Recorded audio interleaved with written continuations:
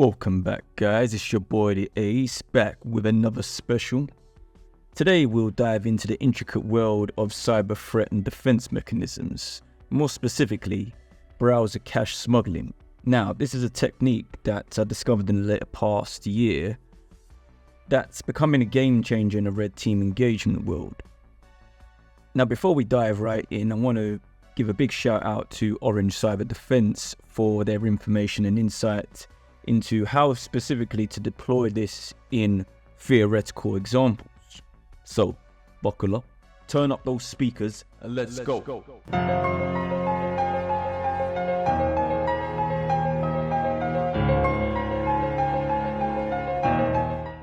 Introduction. Now, in the realm of red teaming, social engineering is a key tactic. Now, we've seen this many times play out in traditional methods such as phishing attacks, and even in series such as Mr. Robot.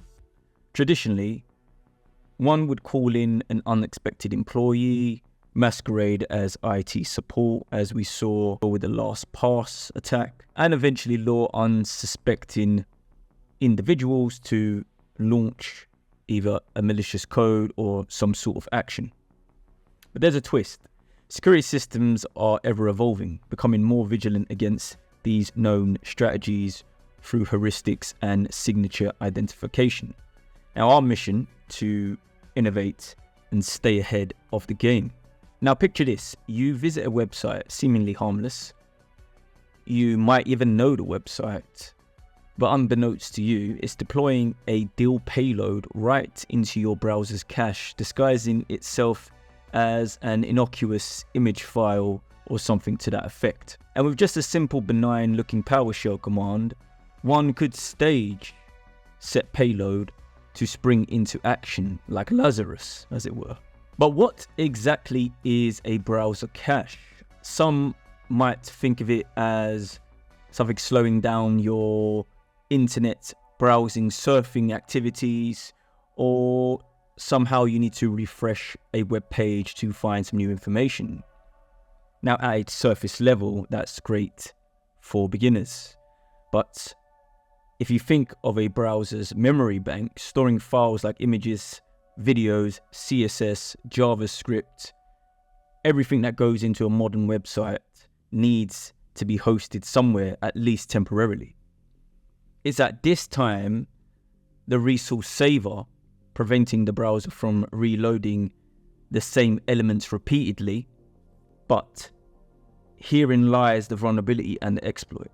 So that's enough suspense. Let's dive into the lab and see what exactly this looks like and why it's so dangerous. Right, now our next step essentially is to create a reverse shell. And what this will enable us to do is to host this reverse shell in the form of a DLL file, and I'll explain why that's important later on. So let's begin by using MS Venom to create this instance. Right, now that's done, we have Shelly sitting on our desktop. The next step is to host Shelly within a Nginx server that we're going to run. Next, we need to navigate to our Nginx directory as such. Now we're in the var HTML directory. Now we're in the var directory, what we need to do is manipulate the Nginx configuration.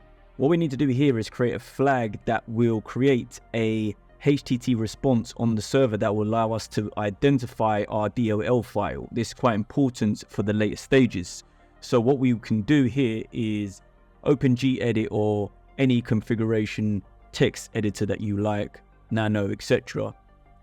Run into the etc Nginx site enable defaults, and then that will open up as such.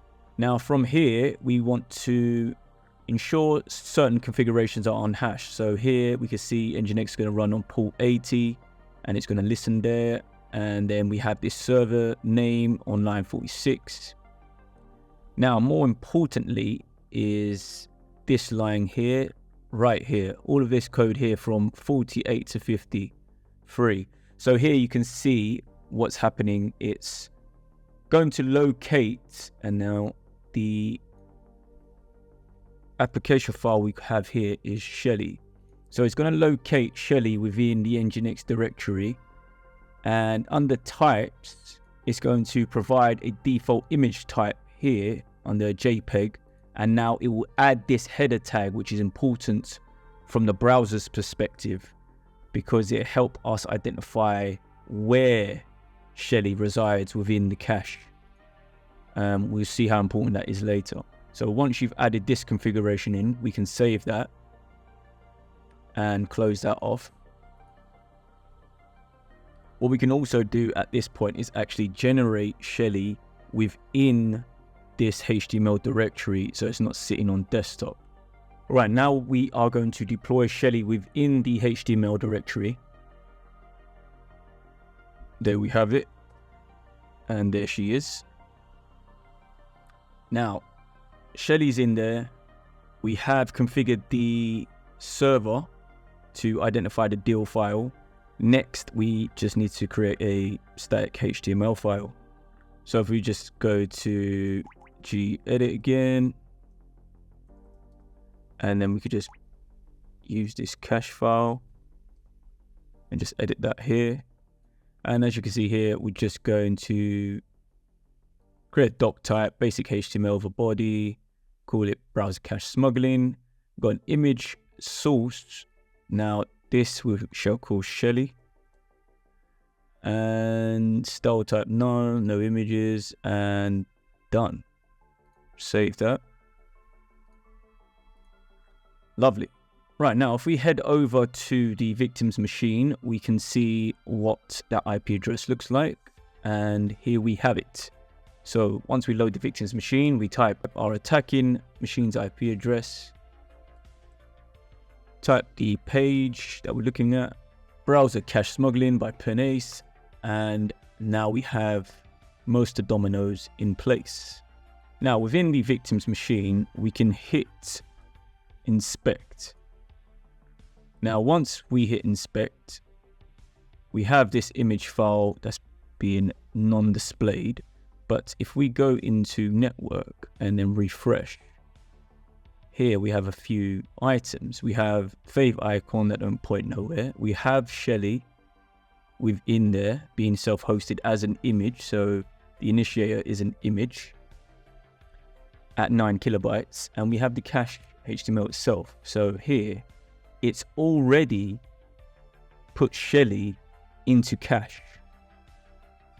Now, if that ain't hit home yet, I'm going to show you exactly why that's so dangerous. If we go into about : cache,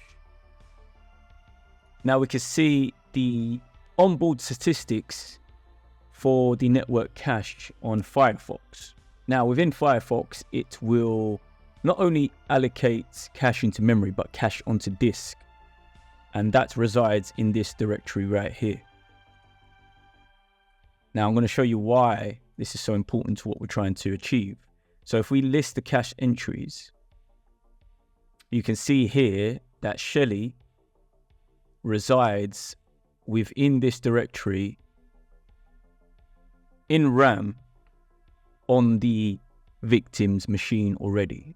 So the stage of putting a reverse shell onto a victim's machine without having them click actively into something has already been achieved. So if we click on Shelly here, we can see the key here, the fetch count, when it was fetched, the data size. This document does not have any security info associated to it, so it's none the wiser as to what this file actually is. To its size, it's an image file. So now we have this information to hand, and if we click on Shelly from here, we can actually have the file here and open it if we wanted to. We don't need to, but we can if we need to. But we can if we want to. I'm more interested about this directory. So if we open up this directory now into a file explorer, for example.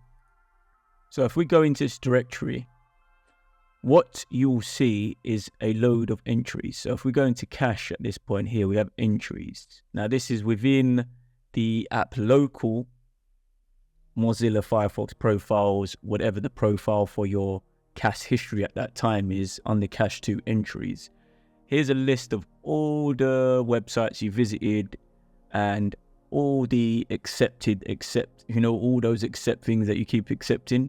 That's all being stored here within the CSS, the JavaScript, and any information the browser needs in order to dynamically reload that site on demand. So within here now, Shelly resides. But how can we summon her when we require it? That's the next stage. Now, if we open PowerShell, we can navigate into that directory. And then we had it as entries. Now, we can list all the entries here, right? We have so many, hundreds of entries. But where is Shelly? Now, that's where the task comes into hand. Now, at this point, I want to bring to your attention how to recreate Shelly. And you can see here, I've created Shell B. It's essentially the same one with a different name. But I needed to do that in order to restart the Nginx server so we could get this DLL here tag, actually.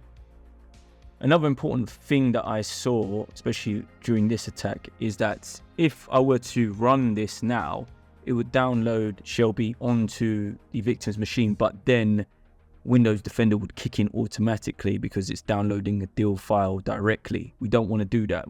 I'm just trying to demo the fact that it is there within cache, it's waiting to be executed, but we want to summon it using this DLL here command rather than actually firing from directly from the server. In order to do so and to find exactly where this is within cache, we need to fire PowerShell. Now within PowerShell, we will navigate to the directory where the cache is being stored, which is here within Firefox profiles, the ethereal file name, which is defaulted by whatever session or whatever unique IDs they're using, the cache and the entries. And now what we want to do is just select string DIL here with a star to find every instance of it.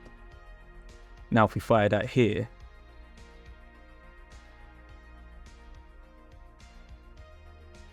there we have it. So within this directory, which is hundreds of files, we were able to isolate the one file that has the reverse shell within it and has that tag information, which is the one here, this DLL here. So all of this file basically.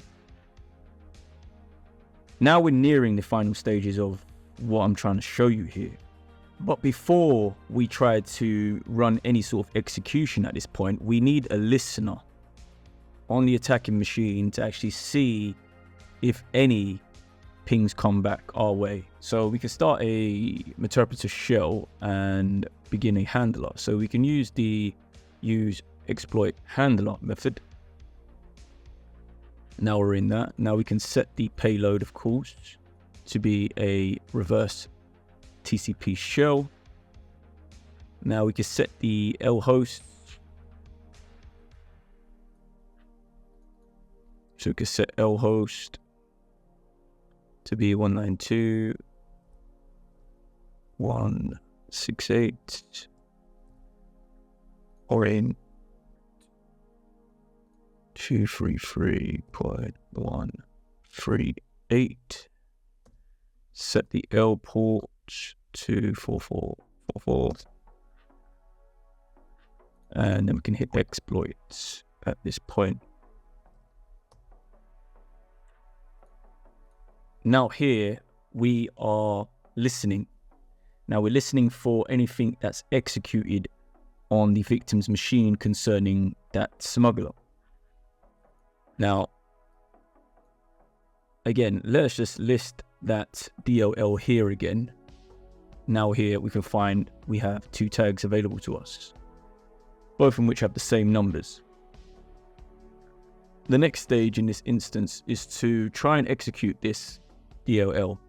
Now you can run the run DLL32 command, which may be fruitful in this sort of execution. So let's give it a go. And what we want to do here is pair that with a dot, comma, DLL main.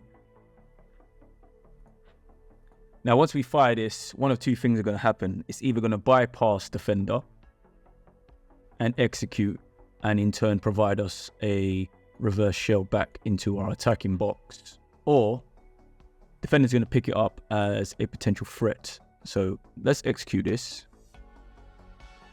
And you can see here, it's game over. Now, as you saw instantly, it was game over.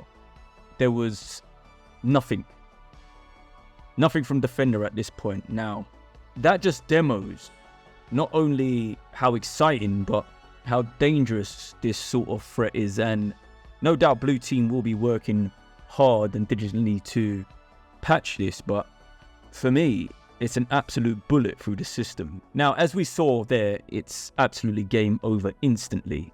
Now, we have one or two things occurring here. Now, when it comes to execution, it's all about social engineering, convincing how, in use cases, we can issue a simple command.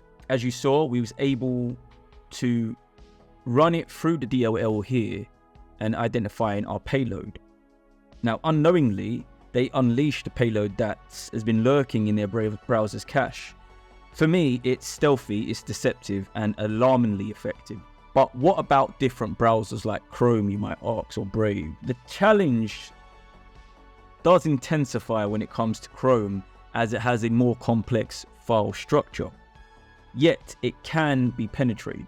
So with a bit of flair and the right technique, even this can be navigated, extracted, and executed in any situation in any browser, theoretically. Now, browser smuggling represents a new frontier for me when it comes to cyber infiltration. It's a testament to the constantly evolving landscape when it comes to cyber threats and how sometimes naive and misunderstood, I would say, this area of work is. Because for me, it is relentless, it's ever evolving, and it has innovation behind it. So if you would like to join HT, of course we have the Plus membership, but even the public membership, drop some comments in there.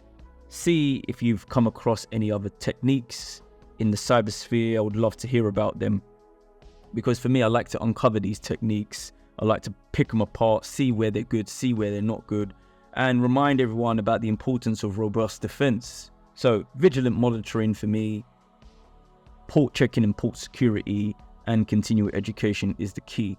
And remember, it isn't just about understanding the threats, it's about staying ahead of them, being proactive and safeguarding in these digital realms. Until next time, stay vigilant, keep pushing those boundaries, and stay safe in the cyberspace. Peace out.